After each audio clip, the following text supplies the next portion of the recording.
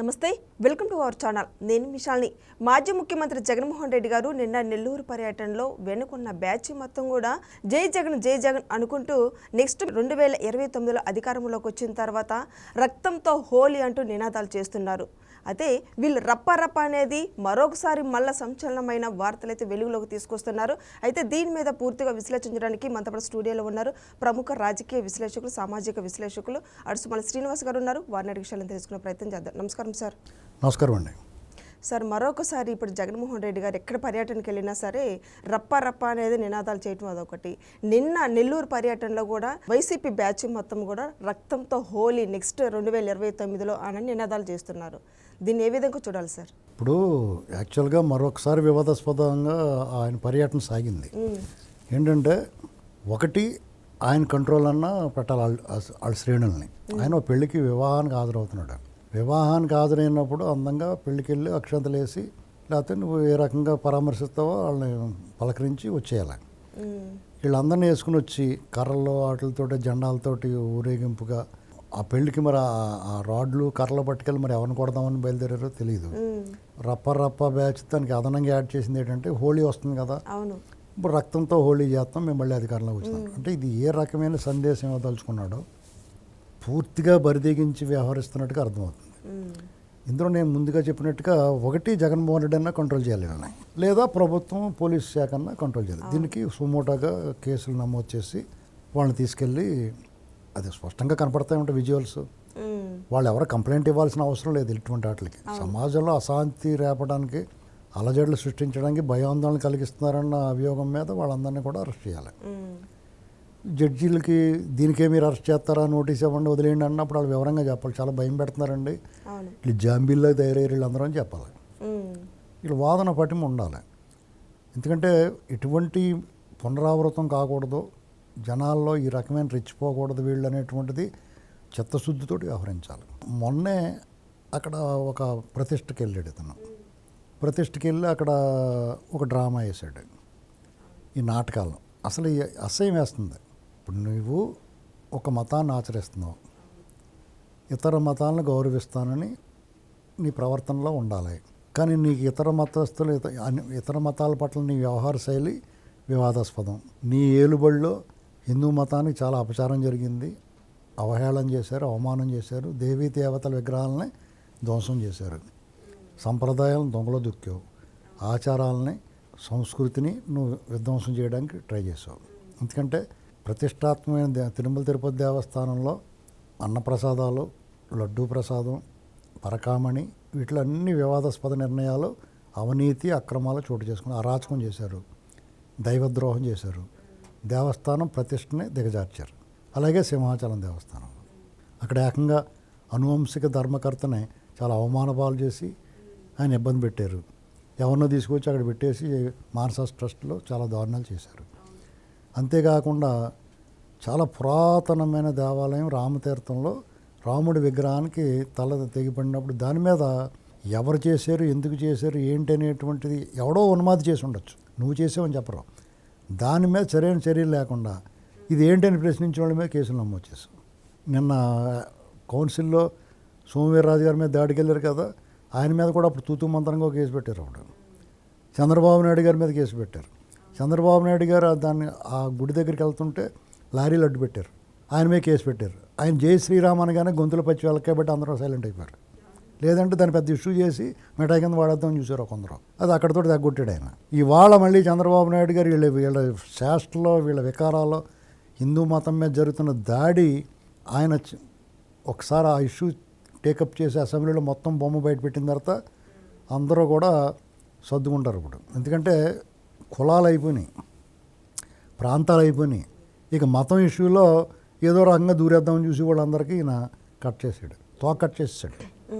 చంద్రబాబు నాయుడు గారికి తోక కత్తిరించినట్టు తెలియదు ఎవరికైనా, అర్థమైందండి? అలా కత్తిరించాడు. ఇది వాళ్ళు తట్టుకోలేకపోతున్నారు.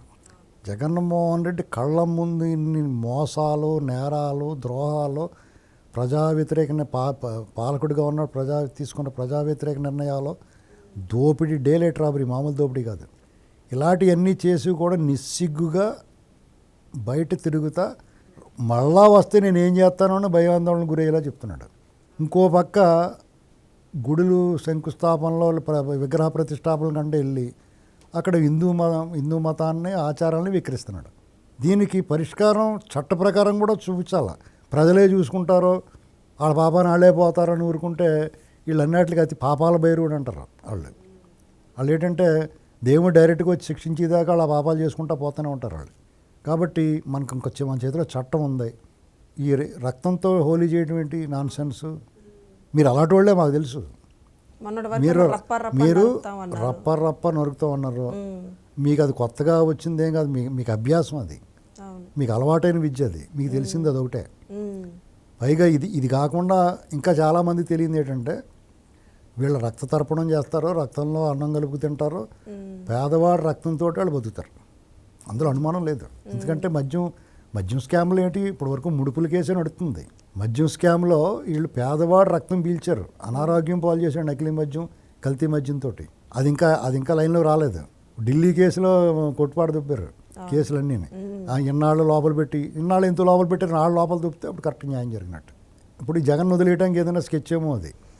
ఒకవేళ అది దాన్ని అక్కడ వాళ్ళు వదిలేసి ఇప్పుడు మనం ప్రతిసారి ఏమంటున్నాం, ఢిల్లీ స్కామ్లో 150 కోట్లకి మీరు అంతమందిని నాళ్ళు పెట్టారు, ముఖ్యమంత్రిని కూడా తీసుకెళ్లారు, ఈ ఏడు మోకాన్ని ఎందుకు వదిలేస్తున్నారని అడుగుతున్నాం మనం. అందుకని అది వదిలేస్తే ఇన్ని కూడా వదిలేమన్నట్టుగా ఉంటుందనేమో మరి ఒకవేళ ఆ ఈడీ కట్టని సిబిఐ ఈడీని పట్టుకు తినేస్తున్నాం కదా మనం.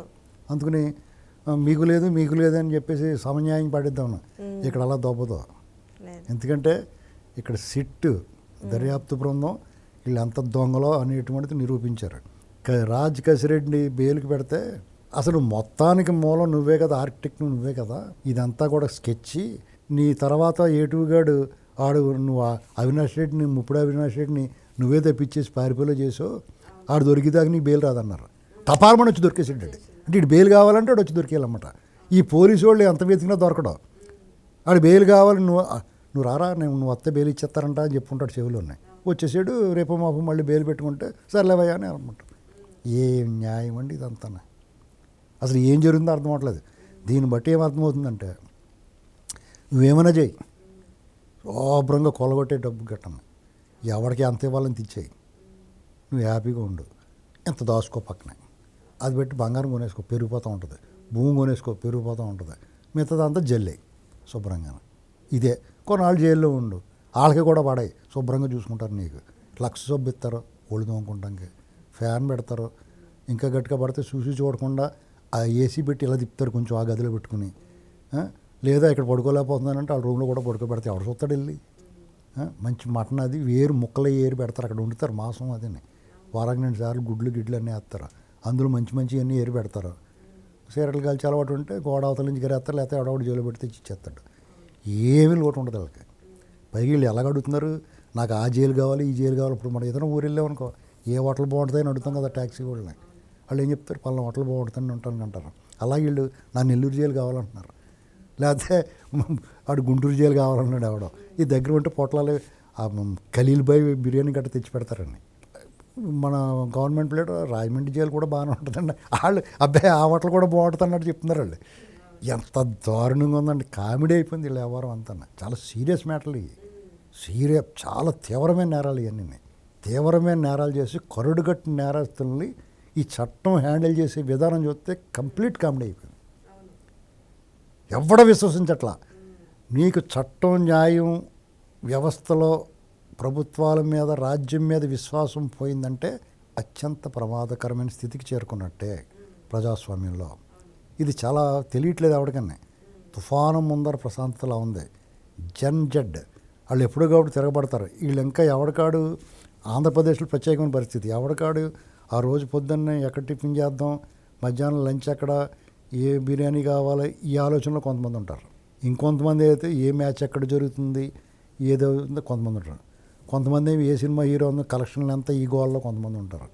ఈ పొలిటికల్ వాళ్ళు ఏమో ఎక్కడంతో బేద్దామని చూసుకుంటూ ఉంటారు. ఎవరి దగ్గర ఏ కన్స్ట్రక్షన్ ఉందో అక్కడ నుంచి ఎంత రావాలి ఈ గోల్లో ఉంటారు. కాబట్టి ఈ ఆటలు సాగుతున్నాయి. ఆఫ్టర్ ఆల్ నేపాల్లో కూడా తిరగబడ్డారు జనం. బంగ్లాదేశ్ లాంటి ఒక మతతత్వంగా ఉన్న కంట్రీలో కూడా తిరగబడ్డారు. శ్రీలంకలో తిరగబడ్డారు. ఆర్థికంగా ఎంత వెనకబడిన దేశం. ఒక ఆంధ్రప్రదేశ్లో మాత్రం ఎప్పుడు తిరుగుబడాలో తిరగబడట్లే. ఇది వాళ్ళ దౌర్జన్యం. ఎందుకంటే జగన్మోహన్ రెడ్డి లాంటి వాడు ముఖ్యమంత్రి అయిపోయాడంటేనే అక్కడ ప్రజల తాలూకు మానసిక స్థితి అర్థం చేసుకోవచ్చు. దాని నుంచి వాళ్ళు తేరుకున్నారు అని తోసేశారు. అయినా సరే చైతన్యం లేదు వాళ్ళు. ఒకసారి మీరు ఓడించి పక్కన పెట్టడంతో ఆగలేదు, వాడు శిక్ష పడేదాకా ఎమ్మడబడాలి. ఇప్పుడు దొంగోడు దొరికిన వెంటనే అయిపోదు, వాడు దొబ్బేసిన సొమ్ము రికవరీ ఉండాలి కదా. మామూలుగా నీదో వస్తువులు దొబ్బేసినా, బండి దొబ్బేసినా, వస్తువులు అనుకో, సపోజ్ నీకు 10 సవర్లు దొబ్బేశారనుకో, ఇంకొకటి దగ్గర నుంచి ఏదో ఒకటి తెచ్చేసి ఒక 7 సవర్లు 8 సవర్లు రికవరీ ఇచ్చేస్తారు కొంచెం ఇన్ఫ్లుయెన్స్ ఉంటే. ఇప్పుడు మన దూలిపాళ్ళి నరేంద్ర గారు ఇంట్లో దొబ్బేశారా, అండ్ అమ్మాలు పట్టేసుకున్నారు, అందరికీ పట్టుకుంటున్నారు, అలాగా పట్టుకోరు. ఇది కొన్ని కఠినమైన వాస్తవాలు ఈ మాట్లాడుకుంటే చిరాకు వస్తుంది అందరికీ, నచ్చదు. కానీ ఇది నిజాలు కదా. మీకు అలాగే పాలకులు, సామాన్య పౌరులు కూడా ఎప్పుడు కూడా అవేర్ అయి ఉండాలి. ఇలాంటి మనుషులు పచ్చి మోసాలు చేసి కూడా జగన్మోహన్ రెడ్డి లాంటి పూజలు, దొంగ పూజలు చేసి ప్రజలను భయభ్రాంతులు చేసి ఇలాంటివి రప్పరప్పలు ఆడిచ్చివాడు, ఈ స్కాములు చేసి అది స్కీముల కింద మభ్యపెట్టి ఇలా చేసి వాళ్ళ పట్ల చాలా అప్రమత్తంగా ఉండాలి, ఎప్పటికప్పుడు తిరగబడుతూ ఉండాలి. అంతేగాని ఈ ఆఫీస్కి వెళ్తే మాకు పని అవ్వట్లేదు, బోరుమని చంద్రబాబు రావాలని, చంద్రబాబు ఎందుకు రావాలి, నీకు పని అవ్వకపోతే ఎందుకు చేయరు అని మోకం పగలగొట్టు ఒక ఇష్యూ చేయదాన్ని, అప్పుడు అందరూ చూస్తారు దాని ఇంకా. అప్పుడు దాన్ని నోరు మూసుకుని వెళ్ళిపోతే వాడు అలా కూర్చుంటాడు. ఇది కొంచెం విపరీతమైన వాళ్ళ విపరీత ప్రవర్తనకి ఇదే పరిష్కారం. అవును సార్, నిన్న జగన్మోహన్ రెడ్డి గారు నెల్లూరు ప్రజలతో మమేకమయ్యి కూటమి ప్రభుత్వం అరాచక పాలన చేస్తుంది, ప్రజలతో నేను మీకు అండగా ఉంటానని జగన్మోహన్ రెడ్డి హామీ ఇస్తున్నారు. నిజంగా ఇది ఎంతవరకు వాస్తవం అంటారు? జగన్మోహన్ రెడ్డి మీకు అండగా ఉంటారంటలేదు, మీరు అందరూ నాకు అండగా ఉంటారా బాబు అని బతిమాలుతున్నాడు అతను. ఏంటి నేను చేసిన దొంగతనాలకి, నేను దొంగతనం చేయలేదు, వాడు మంచివాడే, ఎర్రమొఖం ఉన్నాడు, ఎర్రోళ్ళ ఉన్నాడు అని చెప్పమని చెప్తున్నాడు. వాడు అందరికీ అర్థం, చాలేరా బాబు నీ మొఖం, నీ సంగతి అంతా మాకు తెలుసులే అని చెప్పేసి పోతున్నారు. కొంత వాళ్ళు కూడా ఉన్న ఉన్మాదులు ఎగురుతున్నారు. ఇక్కడ అతను ఏంటంటే ప్రజలకు అతను అండగా ఉండేది అండి, ప్రజల అండ కోరుకుంటున్నాడు అతను ప్రతిదానికి. రకరకాల కార్డులు వాడుతున్నారు, అతను కూడా నేరాలు చేసిన వాళ్ళందరూ కూడా కులం కార్డులు వాడుతున్నారు, మతం కార్డు వాడుతున్నారు, ప్రాంతం కార్డు, రకరకాల కార్డులు వాడుతున్నారు. కొంతమంది కొత్త ఆర్టిస్టులను దింపాడు, ఈ పార్టీ నుంచి ఆ పార్టీలోకి మారిన వాళ్ళు ఉన్నారు, లేకపోతే కొత్తగా పార్టీలు పెట్టిన వాళ్ళు ఉన్నారు. ఎప్పుడో జరిగిన జమానాలో జరిగిన విషయాల గురించి అటు తెలియనట్టు అవివేకంగా మాట్లాడుతున్నారు. విపరీతంగా ఉంది. వీళ్ళందరికీ ఏంటంటే వీళ్ళకి ఒక పరిష్కారం ఉంది. జమా జట్టీలు అంటే ఒక 50 మంది 60 మంది ఎంపిక చేసి వాళ్ళు పర్ఫెక్ట్గా పనిచేయాలి. అధికార పక్షంలో ఉన్న ప్రతిపక్షంలో ఉన్న ఎవడు ఏ పొరపాటు మాట్లాడినా సాయంత్రం ఇంటి ముందు ఉండాలి. వీళ్ళు మాట్లాడి అని చెప్పి తీసుకెళ్ళి, శివాజీ సినిమా చూసావా, అందులో లోపల తీసుకెళ్ళి ఎర్రగొట్టేసి పంపిస్తారు. వాళ్ళు బయటికి ఇలాగా తింటుకుంటా బయటకు వస్తారు. అంత బాగా జరిగిందంటారు. అలాగే వాళ్ళకి ఎవరికి చెప్పుకోలేని విధంగా ఫుల్ కోటింగ్ ఇచ్చి పంపాలి. ఇది ఒక్కటే పరిష్కారం. ఇంక వేరే ఏ చట్ట ప్రకారం ఏ ప్రకారం వెళ్ళినా కానీ కోర్టులు వదిలేస్తూ ఉంటాయి, మళ్ళీ పెడతా ఉంటారు. 20 ఏళ్ళకి మళ్ళీ బ్యాడ్ మంచోడండి అని వదిలేస్తారు, లేకపోతే 20 ఏళ్ళు అయిన తర్వాత కేసు మూసేస్తూ ఉంటారు. ఇవన్నీ చూస్తున్నాం మనం. కాబట్టి వాళ్ళ మీద మనకు అపోహలు వచ్చేసినాయి. కొన్ని కేసులు చూసిన తర్వాత బాధ అవుతుంది. కాబట్టి ఇది పరిష్కారం, దగ్గర దారి ఇది. ఇది ధర్మం వైపు నిలబడినప్పుడు ఒక్కొక్కసారి కొంచెం అడ్డదారిలో వెళ్ళినా కానీ పర్లేదని నా అభిప్రాయం పర్సనల్గా. దారిలో పెట్టాలి. ఇప్పుడు నోటుకొచ్చినట్టు మాట్లాడుతున్నారు, పచ్చి అబద్ధాలు మాట్లాడుతున్నారు. వాడికి నువ్వు ఏ రకంగా నువ్వు ఎదుర్కోలేకపోతున్నావు. అప్పుడు ఏం చేయాలంటే రారా బాబు అని చెప్పి 2 పీక్ పంపిస్తే దారిలో పోతారు. Thank you sir.